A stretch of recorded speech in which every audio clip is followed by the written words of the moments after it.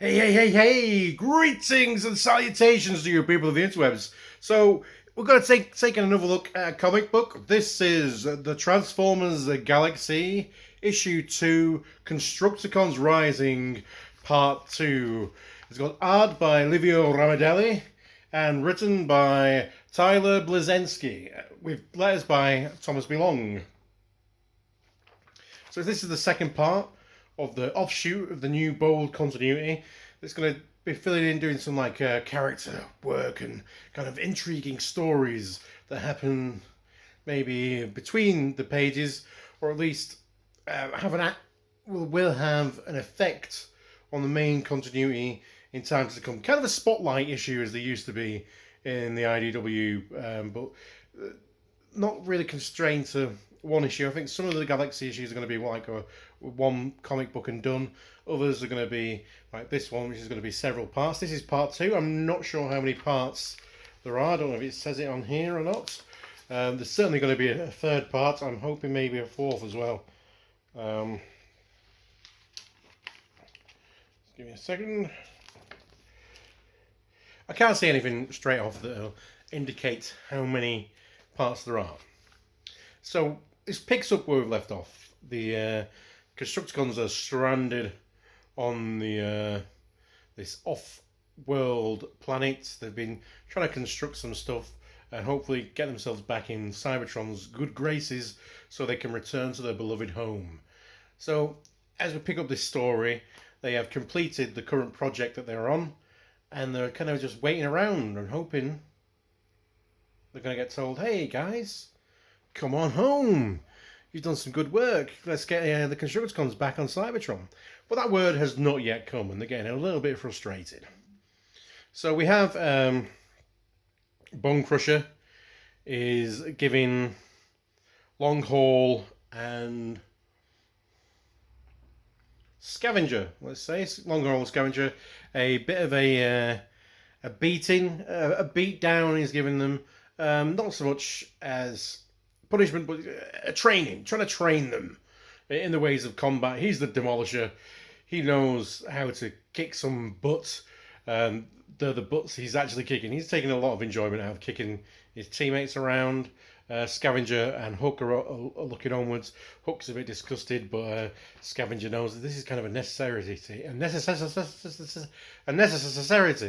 because they don't know what's coming next. So they need to be prepared, and so they need to maybe have some combat skills in case Cybertron will come back negatively. Yeah, so that's kind of where we lay off, and then they have a meeting with the Insecticons, and things go from there. And so, long story. It's not a long story. The long story for the review is I really enjoyed it. I thought it was quite intriguing. I like what they're doing with the characters. It's kind of a mix between the G1 Constructicons and also some of that like animated vibe of them. Not really, they're not really evil. They're just kind of just blue collar guys. We're just getting tied up into events they don't really perhaps understand. And the Insecticons are suitably creepy. Really like the take on them. There's the characters, and so yeah, I think dialogue's quite snappy. It's quite a lot of fun. It makes sense, as it were. There's definitely character narratives going on here, and there's growth and kind of characters questioning their own kind of beliefs. So it's it's quite I quite like that, and the art.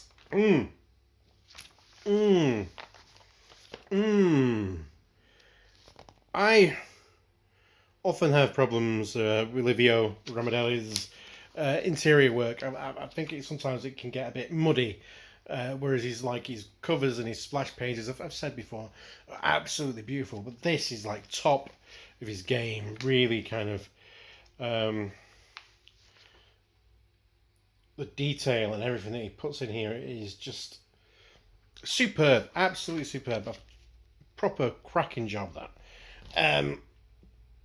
So yeah, it's good to see the writing and the art all kind of combining to make this really great issue. And having all the art by the same person is also in one issue.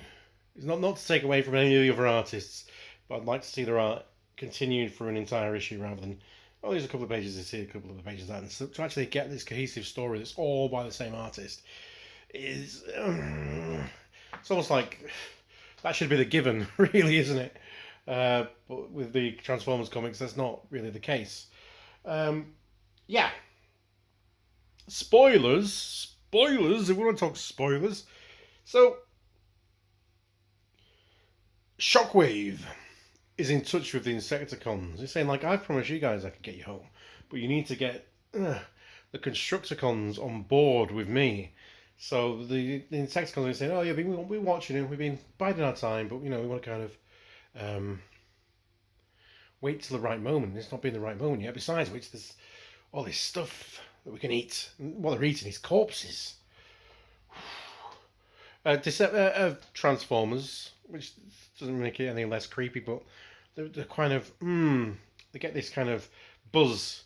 They generate energy when they consume things, and it's especially sweetest when they consume the remnants or something that's just got that last ebbs of spark in it. So yeah, they're a little bit hooked on eating people. It's a good one for Halloween, this. Just gone. Yeah, so they're kind of hooked on eating people. Whereas the Constructicons, we see Mixmaster. Mixmaster. He's taking an energon. They've found a way to recycle energon from used energon and to make it usable again. But it's basically like needles in the arm. And Mixmaster's contemplating that, it's disgusting, really. This is disgusting. I don't know where this has been. But he also theorizes that part of not knowing where it's been and part of the detritus that's not necessarily being filled, that's been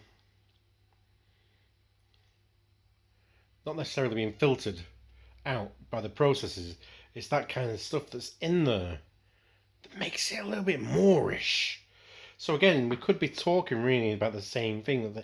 That thing it's been filtered through something that with a spark, and it's that last kind of little taste of it that's giving that little addictive kind of process. So we're dealing with thoughts of addiction and cannibalism and all this kind of thing. So we're getting into some quite dark subject matter, really, for Transformers, which I'm on board for. Let's bring it into some kind of ground it in some kind of little bit of addiction, a little bit of this. So, and also they're talking about how they both feel betrayed by the Cybertronian government, as it were, that once they were the stars, really, of the show. The Constructicons certainly were when they really built the city, and then for whatever events happened when they became a combiner, still not yet to be named, really. When they became that combiner and they managed to speed up the fixing of Iacon, something else happened after that we're not yet sure of, that got them off-worlded. Now with the Insecticons, and albeit this is Bombshell telling the story to the Constructicons, so he's an unreliable narrator, is that they were discovered to have this process that they could eat things and turn it into energy. So they were looked at as these great kind of marvel of their time, that they'd be fed lots of stuff and they'd recycle it and they'd turn it into energon, and it was more energy than they needed themselves to process, so it got filtered off into energon cubes, and they were looked on as this great marvel. And during one of the wars, see, they're older than the Constructicons, they remember a war, whereas the Constructicons are pre-war. During a war, they basically having to consume all the cadavers and recycle those into energy. And when the war was over, one, they'd got a taste for it, and two, everyone else was really creeped out by them. Even though this is something they'd been ordered to do by these people, but the people who gave them the orders have then become creeped out about these people, these robots that can consume the dead. So that's why they got off-worlded themselves. They got sent away to be forgotten about. And it's about, forgotten people and addiction and kind of that these people that make you great then are quite happy to just, that the people with power are quite happy to accept people for what they are and what they can do when they're useful to them. But when they're no longer becoming a use, or when they kind of start becoming a nuisance, they'll just put them away somewhere and forget about them and owe them nothing.